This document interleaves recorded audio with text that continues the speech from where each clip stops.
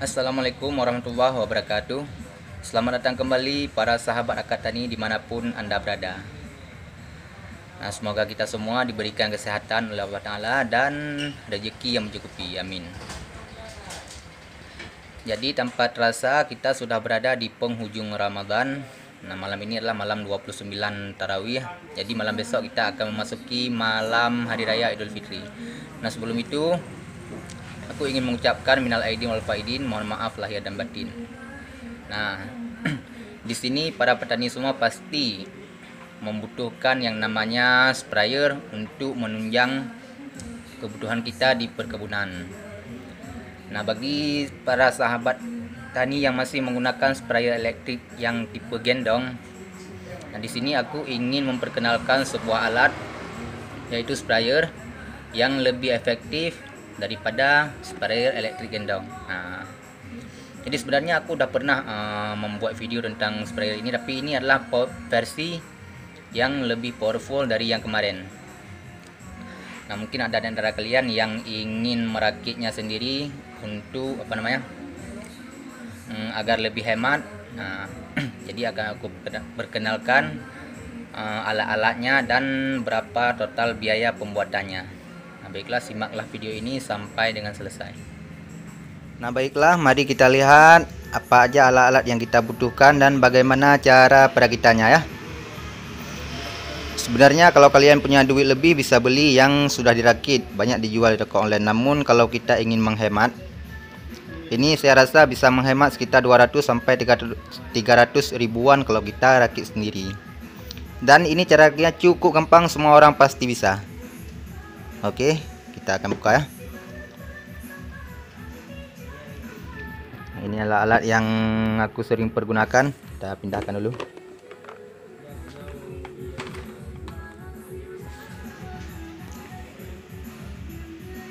Nah, di sini kita punya mesinnya, yaitu Seed Leader model DSL DP24 4949 AP. Nah, ini dual pump ya. Ini cukup powerful, bisa untuk kita melakukan pengecoran pupuk juga, bukan cuma untuk sprayer aja.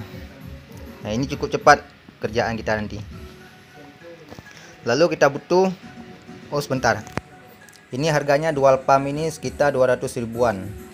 Nah, kalau kita beli merek Hiu yang kekuatannya kurang lebih sama dengan Seed Leader tipe ini, yang harganya kisaran 240 atau 250.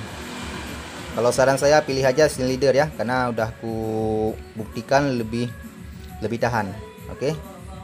Lalu kita butuh 3 knop. Bukan knop, ini namanya drat eksternal. Nah, ini drat dalamnya 18 mm dan drat luar untuk disambungkan juga 18 mm ya. Lalu kita butuh satu buah dimmer. Nah, ini dimmer yang kugunakan adalah dimmer 20 ampere. 20 volt ampere ya, DC dimmer 20 volt ampere untuk mengatur kecepatan. Lalu yang kita butuhkan adalah dua buah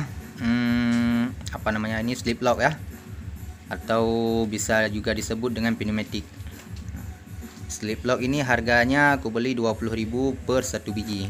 Kita butuh dua. Satu di tempat keluarnya air untuk output, dan satu lagi untuk input. Nah, dua ya. Berarti sudah berapa totalnya? Mesin 200. Nah, ini harganya sekitar 2000-an. 200 tambah 6000, ini kita butuh 3. 206.000 tambah ini 30.000, 236. Ini 240.000. 276.000 bulatkanlah 280.000. Lalu kita butuh satu adaptor. Adaptor minimal 10 volt 8 ampere. 12 volt 8 ampere. Kalau ingin menggunakan yang 10 ampere juga bisa. Aku menggunakan yang 8 ampere. Ini harganya sekitar 80.000. 380, 280, 360.000. Kalau kita beli yang udah jadi, mungkin harganya bisa mencapai 500 sekian ya. Untuk pembuatannya cukup mudah. Satu lagi.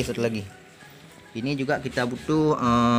Nah, ini namanya soket drat DC ya. Nanti akan aku taruh foto jelasnya di samping ini, biar kalian tidak pusing saat ingin membelinya.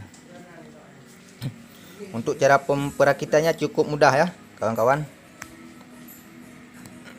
Nah, tinggal bolong-bolongkan aja pinggir sini, lalu masukkan drat ini, bolong pinggir sana, masukkan drat ke sana. Udah cukup, lalu kita kunci dengan slip lock ini. Cukup mudah, pasti bisa. Nggak ada istilah nggak bisa ya. Nah, kalau ini untuk mengatur kecepatannya, jadi dia bawaan dari dimmer ini. Nah, ini tinggal kalian ya rakitlah versi yang kalian inginkan. Bisa menggunakan di atas, bisa kalau ingin menggunakan di samping juga bisa, terserah. Lalu dia mesin ini punya 3 kabel. Jadi satu kabel positif warnanya merah, lalu 2 kabel negatif warnanya biru. Jadi kabel positif ini nanti akan kita sambungkan ke positif motor. Dia ada tertulis di sini. Nah, kalau ini mungkin nggak nampak ya di videonya. Positif motor ke positif motor. Jadi motor artinya ini mesin ya, motor. Nah, negatif mesin ke positif ke negatif mesin kayak gitu. Jadi ini yang sebelah 2 baut ini ya. Nah, ini namanya input ataupun arus ataupun apa lagi namanya ya, listrik lah. Jadi nanti kita sambungkan kawatnya ke sana. Kurang nampak.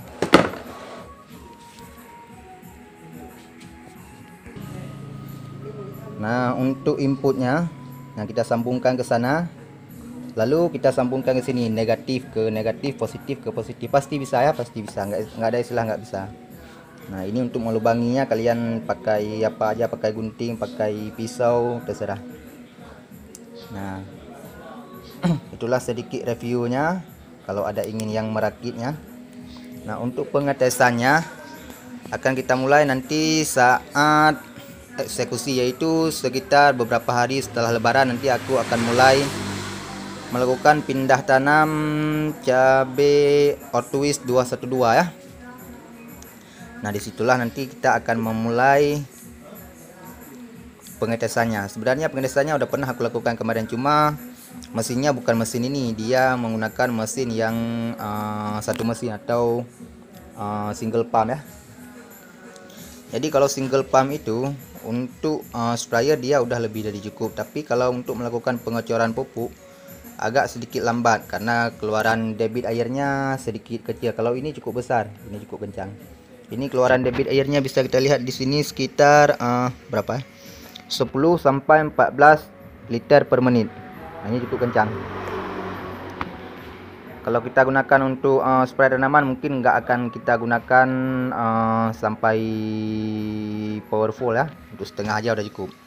Jadi aku pakai yang mesin gede ini biar bisa sekalian untuk cor pupuk agar lebih memudahkan pekerjaan dan juga cepat. Nah, begitu kira-kira. Jadi kalau ada sobat yang ingin merakit sprayer tanpa gendong ini, silahkan simak video ini baik-baik, pasti bisa. Nah, ini cukup mudah ya, cukup mudah. Kita tidak menggunakan alat yang ribet-ribet, cukup satu mesin, lalu satu potensio. Ini potensio, bisa juga dikatakan potensio, cuma bukan potensio yang seperti biasanya yang single pump itu, dia kurang kuat. Kalau ini 20 ampere dia udah cukup kuat ya. Mungkin 1 tahun juga masih bertahan, mungkin bahkan lebih. Nah, aku rasa nggak ada lain yang ingin diuji coba karena di sini kita nggak punya air. Aku lagi masih review singkat tentang dinamo DC dual pump. Jadi aku rasa sobat-sobat sekalian pasti sudah tahu alat-alat yang ingin dibeli. Kalau ingin merakitnya, aku sarankan rakit aja sendiri karena tidak susah, tidak susah. Ini aku juga pertama kali merakitnya, tidak susah sama sekali ya. Sebenarnya bukan pertama kali sih, sudah pernah kemarin satu, tapi intinya tidak susah. Nah, aku akan taruh link nanti, bukan link sih, lebih tepatnya gambar. Jadi tipe-tipe yang ingin dibeli, nah kayak gitu ya. Kalau sobat ingin beli yang sudah jadi mungkin agak mahal karena ini beratnya lumayan berat, nanti mahal di ongkir lagi. Dan karena udah dirakit pastinya udah lebih mahal dari yang kita rakit sendiri. Saranku beli aja, rakit aja sendiri, itu bisa menghemat sekitar 200 sampai 300 ribuan. Nah, karena perakitannya benar-benar tidak susah sama sekali. Bukannya aku tidak men-spill cara merakitnya ya, karena aku rakit tadi udah lama dari tadi aku rakit, jadi agak lama sedikit. Jadi kalau aku buatkan video mungkin durasinya agak panjang. Nah, ini benar-benar tidak ribet ya. Nanti akan aku taruh gambar pembeliannya tentang apa aja yang dibutuhkan. Beli aja di situ, berapa butir nanti aku sebutkan, beli aja berapa butir yang dibutuhkan. Nah, kayak gitu ya. Pasti bisa. Dan kita bisa menghemat sekitar 200 sampai 300 ribuan. Nah, untuk video pengetesannya bisa sobat tunggu berapa hari lagi setelah lebaran ini aku akan memulai penanaman di belakang, yaitu cabai ortuis, cabai keriting ortuis 212. Kurasa sekian dulu untuk video kali ini. Mohon maaf bila ada kekurangan. Jika ada yang ingin ditanyakan silahkan tuliskan di kolom komentar, insya Allah nanti akan aku balas.